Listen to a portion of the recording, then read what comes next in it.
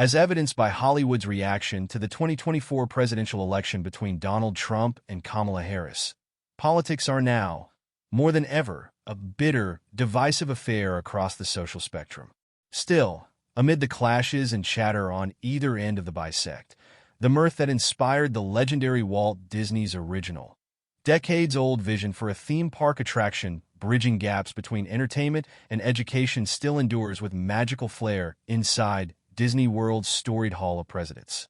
But how does the 53-year-old historical show's enduringly optimistic presentation about the United States, its democracy, and its future, as told by audio-animatronic recreations of presidents both dead and alive, achieve its monumental spectacle, even though the country around it feels like a fractured whole amid an alarming political rift? Entertainment Weekly outlines a brief history of the Florida resort's exclusive attraction, and how its soul might be impacted as the nation transitions into a second-term Trump presidency. Walt Disney's vision for an apolitical, educational fantasy. To understand where the beloved attraction might be headed under Trump's second, and for only the second time in American history, non-consecutive term, it's important to look into his past. The show guests experience at Magic Kingdom today is a much grander version of the original iteration. Though Walt's affinity for presidential affairs still has humble roots in his childhood, as he even once attended school dressed as Abraham Lincoln, according to the Disney Plus docuseries behind the attraction.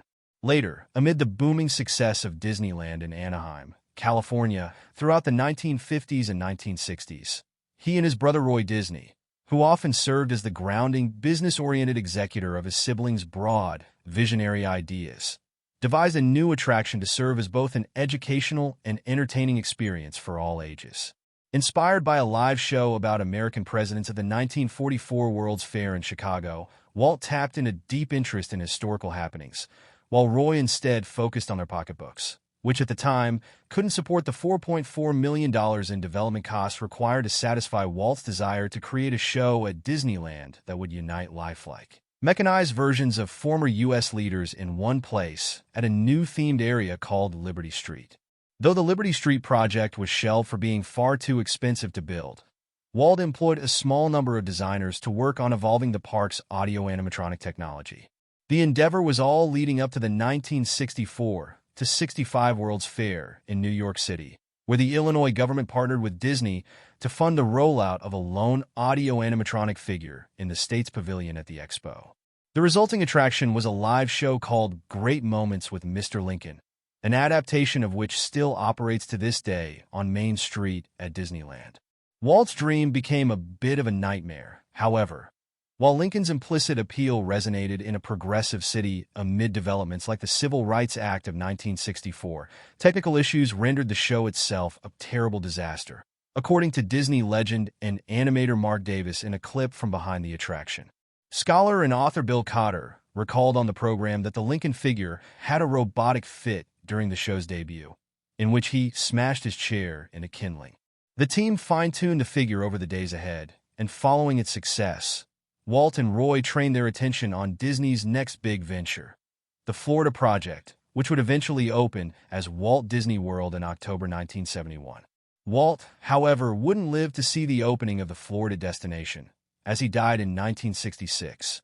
Roy still took his brother's idea for the presidential showcase and expanded it to include all presidents up to that point, reviving the Liberty Street concept, this time as Liberty Square, and incorporating advancements in audio-animatronic technology to broaden the scope of Great Moments with Mr. Lincoln for its installment in Magic Kingdom. Recreating presidential figures as well, figures. According to historian Doris Kearns Goodwin in an interview for Behind the Attraction, Disney wanted to present to the people a sense of the presidents as human beings who had their own fears, worries, strengths, and weaknesses inside the attraction. This meant recreating presidential figures that wouldn't only look like real-life people audiences knew very, very well, but also making sure they sounded like the familiar politicians Americans grew up with. While an actor obviously voiced Lincoln at the World's Fair, it became increasingly clear over the years that Disney would need to aim big in the name of authenticity. "We would often take the opportunity to go to the White House," said Disney Imaginer Gary Landrum, Also adding in a behind-the-attraction interview that clearance for the team to enter the building would often take several months to complete before voice recordings of sitting presidents could begin. In addition to Imagineers capturing authentic vocal performances from the likes of Presidents George W. Bush and Barack Obama, they'd also shoot them on video to understand their individual idiosyncrasies and physical movements, which he added would be translated into the audio animatronic figures inside the Hall of Presidents. Well, there you go, Obama said upon first seeing his own audio animatronic. They made me better looking. Landrum observed that the fluidity of the attraction is part of what makes it exciting, but that also comes with inherent challenges as Disney regularly adapts the show to fit a built-in new chapter every 4 to 8 years, as new leaders are elected to the office, he said.